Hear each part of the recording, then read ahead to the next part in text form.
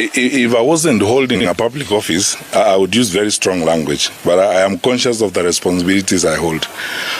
And you know, in matter securities, we must have adults in the room, otherwise we'll ban the country. I cannot speak the way some of our irresponsible political leaders are speaking. First of all, the claim that chiefs are being met or chiefs are being misused is as ridiculous as it sounds. You know, I have seen some of these politicians warning me against meeting chiefs and so on. It's like, can you imagine warning the Minister for Health against meeting doctors? Or warning the Minister for Education against meeting teachers. So who do you want me to meet? My colleagues in the security sector are chiefs. In fact, hardly a day passes without me speaking to a chief, receiving a call from a chief, or a DC, or a county commissioner. These are my colleagues. These are the people we work with. So PS Kibicho and myself, we have been meeting chiefs all along. I was actually amused yesterday when one of those candidates was speaking from Trans Nzoia and warning me, warning PS Kibicho, warning our county commissioner in Trans Nzoia against meeting chiefs. I was in Trans Nzoia last year to meet chiefs. They themselves can tell you there wasn't a single political discussion in that meeting. We were meeting because of the data we had just received in relation to FGM and so on. And the chiefs are the people we are working with to deal with these issues. Every single national government policy that we are pushing at the grassroots level, we are working with the chiefs. 100% transition, the war against gender violence and FGM, now the triple threats, the surging numbers of HIV/AIDS and so on. We are working with the chiefs. Now, how is it that who am I supposed to meet if I'm not meeting the chiefs and I'm not meeting the county commissioners? So I don't want to speak in a stronger way than that and use stronger language than that, but it's frustrating and unfortunate that those who are saying those things are actually supposed to be leaders. But I have asked my colleagues, all chiefs across the country, all my colleagues in Ingao, national government administration at all levels, assistant chief to county commissioner to regional commissioner, ignore these people. We are not politicians. This country has been held together by the national government administration. In times like this, it is these security people who hold our country together.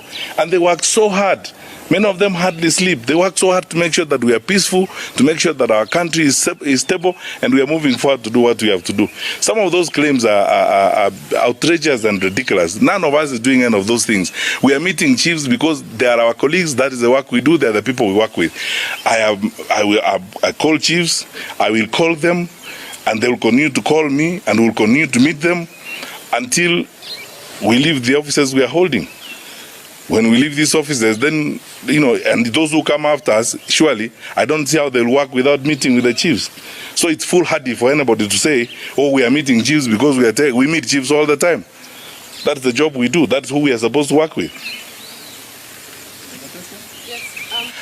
My sister, when I drove in this morning, we arrived here very early in the morning in Molo, around 7 o'clock. By that time, just imagine, it was around 7 o'clock in the morning, 2/3 of the shops in Molo town were open. Children were going to school. People are going about their activities. My faith is in the people of Kenya. As a leader, our people come of age. Our democracy is mature. People can tell nonsense from, you know, all those kinds of things. And the claims that are being made around. Even the claim that you had yesterday that the leaflets were authored by people from the office of the president. Now, we have 8 suspects in police custody, and none of them is an employee of the office of the president. You know, some of our leaders look like they're inoculated against the truth, that they can never speak anything truthful. And then they keep imagining and saying things that they think make sense, when in actual fact, they can convince even a fool. The people of Kenya know what the truth is about these things. Let's just keep walking. That's why you have noticed that actually for this year, when you compare this election and 2017, I was even counting the other day, I have done less than half the press conferences I did in 2017 as acting Minister for Interior at that time. Why? Because my wonderful colleagues in the field have been doing their work quietly. They have been working with communities, with the Nyumba Kumi. Each one of these county commissioners you see here has created a multi-agency election preparedness committee in their counties. And this is what we worked on at the beginning. Each one of these county commissioners is meeting with religious leaders, civic leaders, Nyumbakumi leaders, community policing, and everyone involved in their counties and discussing the peace and stability of their county. Each one of these county commissioners has pulled in their deputy county commissioners from the sub-counties who have replicated the same committees at the sub-county level. And all this work is going on. Kenyans are having conversations amongst themselves on their country, and they are focused on what they would like to see in their country. This garbage that's being spewed by politicians is just not going to affect our people. I am convinced, beyond any shadow of doubt. I have intelligence officers here who will tell you Kenyans are determined to be peaceful. They love their country. They want a peaceful country. And you will see, I don't think there's going to be any problem. By now, we'll have gotten information if there was going to be any challenge.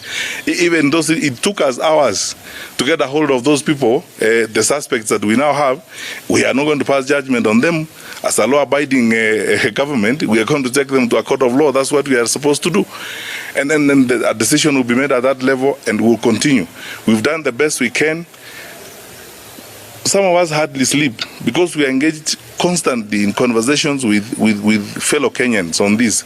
I am confident because I have faith in the citizens of this country. We are going to have a peaceful election.